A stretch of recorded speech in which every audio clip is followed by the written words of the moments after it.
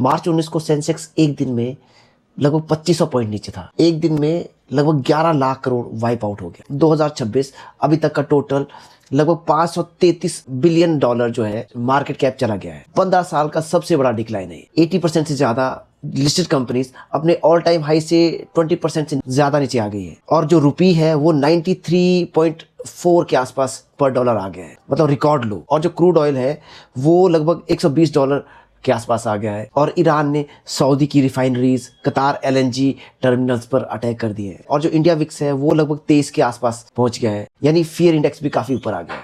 हर जगह एक ही आवाज आ रही है, बहुत रिस्की है, अभी मत लगाओ, सब डूब जाएगा।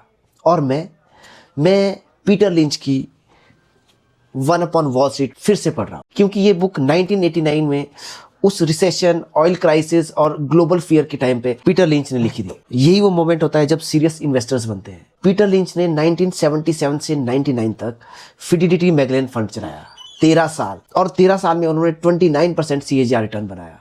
दुनिया का बेस्ट परफॉर्मिंग फंड रहा वो। और उन्होंने अपनी बुक में एक ऐसी बात कही जो कोई फंड मैनेजर नहीं कहता: आप मुझसे बेटर इन्वेस्टर हो सकते हैं ऑर्डिनरी होके। क्यों? क्योंकि ऑर्डिनरी इन्वेस्टर, आप और मैं, अपनी डेली लाइफ में कंपनीज देखते हैं, उनके प्रोडक्ट्स यूज करते हैं, क्वालिटी फील करते हैं, ग्रोथ ऑब्जर्व करते हैं। जो वॉल स्ट्रीट के एनालिस्ट होते हैं स्प्रेडशीट देखते हैं, एक्सेल मॉडल्स चलाते हैं और कॉन्फ्रेंस कॉल्स लेते हैं। लेकिन वो चीज़ें नहीं देखते हैं जो आप देखते हैं या मैं देखता हूं। आप नोटिस करते हैं कि कौन सा रेस्टोरेंट हमेशा फुल रहता है। आप फील करते हैं कि कौन सा ब्रांड क्वालिटी देता है।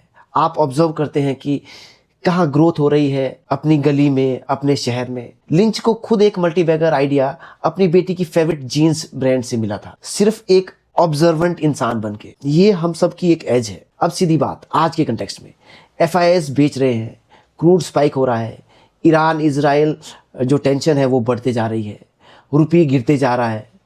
सब लोग पूछ रहे हैं क्या करें। लिंच का जवाब 35 साल पहले जो उसने दिया आज भी वही वैलिड है: know what you own, know why you own it. इतना सिंपल और इतना पावरफुल। सोचो, आपके पोर्टफोलियो में कोई कंपनी है जो इंडिया की ग्रोइंग मिडिल क्लास को सर्व करती है, जिसका बिजनेस मॉडल सॉलिड है, जिसकी फंडामेंटल बिल्कुल स्ट्रांग है। तो क्या FIS सेलिंग से उस कंपनी के कस्टमर्स कम हो गए हैं? क्या ईरान वॉर से कंपनी की सर्विस की जरूरत खत्म हो गई है? क्या रुपये गिरने से उस कंपनी का जो डोमेस्टिक बिजनेस है वो डूब गया है? नहीं। FI ने बेचा, प्राइस गिरा, बिजनेस नहीं गिरा। प्राइस और बिजनेस ये दो बिल्कुल अलग चीजें हैं। जो लोग ये फर्क नहीं समझते वो FI के साथ मतलब पैनिक में बेचेंगे, और जब FI वापस आएंगे तो हायर प्राइस पर फिर से खरीदेंगे। ये गेम ना हमेशा से ऐसा ही था। देखो, बार बार पढ़ने वाली लाइन है ये। अब वो चीज बता रहा हूं जो कोई न्यूज चैनल नहीं दिखा रहा है। नॉइस क्या है? ईरान वॉर, क्रूड प्राइस $120, रुपी $94 के आसपास जा रहा है, विक्स जो है 23 पर है, 11 लाख करोड़ क्रैश हो गया है। ये सब रियल है, लेकिन ये टेम्परेरी कैटलिस्ट है, परमानेंट रियलिटी नहीं है। अब सिग्नल क्या है? RBI ने पीक से 125 बेसिस पॉइंट्स रेट कट कर दिए हैं। CPI इन्फ्लेशन सिर्फ 2.8% के आसपास है। हिस्टोरिकली हर बार जब RBI ने 100+ बेसिस पॉइंट का रेट कट किया है तो इंडियन स्मॉल कैप और मिड कैप में अगले 12 से 18 महीने तक ना स्ट्रॉन्ग कमबैक आया है। और FII ओनरशिप इंडिया में 17%, मतलब हिस्टोरिकल लो पे आ गई है। इसका मतलब जब सेंटीमेंट बदलेगा, और वो जरूर आएंगे, क्योंकि इंडिया की जो लॉन्ग टर्म स्टोरी है ना वो बदली नहीं है। जो रियल इकोनॉमी है वो स्लो नहीं हुई है, और लगभग ना 36% स्मॉल कैप कंपनीज फेयर या अंडर वैल्यूड वैल्यूएशन पर आ गई है 18 मंथ की करेक्शन के बाद। अब नॉइस क्या है? क्रैश है, वॉर है, रुपये गिर रहा है। जो सीरियस इन्वेस्टर है ना, सिग्नल पर फोकस करते हैं। हिस्टोरिकली स्मॉल कैप ने रेट कट साइकिल में स्ट्रॉन्ग रिटर्न्स दिए हैं। लिंच की एक और लाइन है जो मुझे बहुत गहरी लगती है: the stock market is filled with individuals who know the price of everything but the value of nothing. Oscar Wilde की लाइन थी ये ओरिजिनली। लिंच ने इसको इन्वेस्टिंग पर अप्लाई कर दिया। आज का 2026 का मार्केट एग्जैक्टली यही है। सब प्राइसेस देख रहे हैं, सेंसेक्स कितना गिरा, विक्स कितना हुआ, क्रूड कहाँ है, वैल्यू कोई नहीं देख रहे हैं। बिजनेस क्या अर्न करेगा, 5 साल में क्या होगा, इंडिया की ग्रोथ स्टोरी इंटैक्ट है या नहीं है। इस कंटेक्स्ट में एक बुक मुझे याद आ रही है कृष्णमूर्ति की, फ्रीडम फ्रॉम द नॉन।